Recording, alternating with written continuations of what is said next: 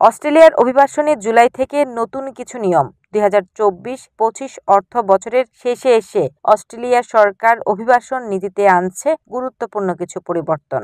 আগামী 1 জুলাই থেকে শুরু হতে যাওয়া এই নতুন নিয়মগুলো প্রবাসীদের জন্য ও ভবিষ্যৎ পরিকল্পনায় বড় ধরনের প্রভাব ফেলবে বলে মনে করছেন অভিজ্ঞরা। ভিসা ফি ও বেতনের সীমা বৃদ্ধি। নতুন নীতিমালা অনুযায়ী ছাত্র ভিসার ফি বাড়ছে $1,600 থেকে $2,000। স্পন্সরশিপ ভিসার জন্য ন্যূনতম বেতন TSMIT $73,150 থেকে $76,115। বিশেষ দক্ষতা সম্পন্নদের বেতন সীমা $1,35,000 থেকে $1,41,210 উন্নীত। এই পরিবর্তন নিয়োগদাতাদের উপর আর্থিক চাপ বাড়লেও বিদেশি কর্মীদের জন্য এটি একটি ইতিবাচক সুরক্ষা হিসেবে দেখা হচ্ছে।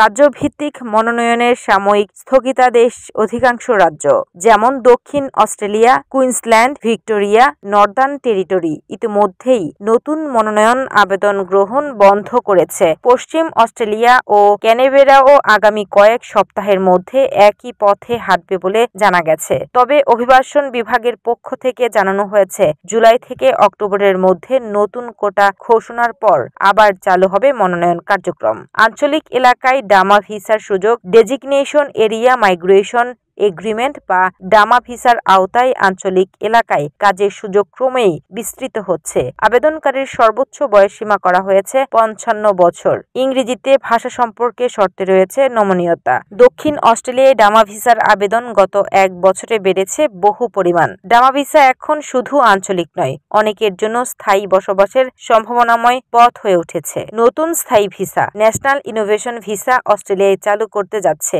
একটি নতুন ধরনের স্থায়ী ভিসা, যা মূলত আন্তর্জাতিকভাবে স্বীকৃত প্রতিভাবান ব্যক্তিদের জন্য।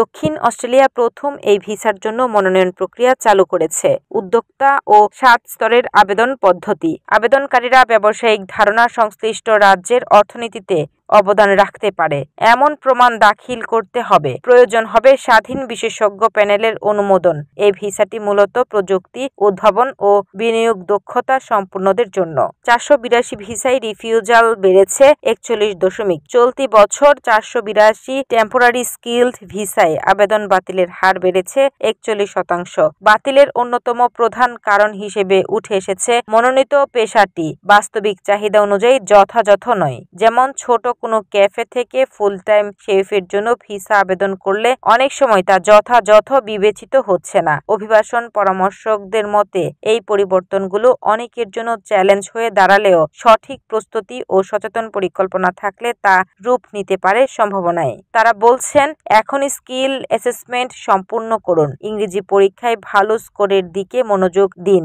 অভিজ্ঞ পরামর্শকের সঙ্গে যোগাযোগ করে পরিকল্পনা সাজান।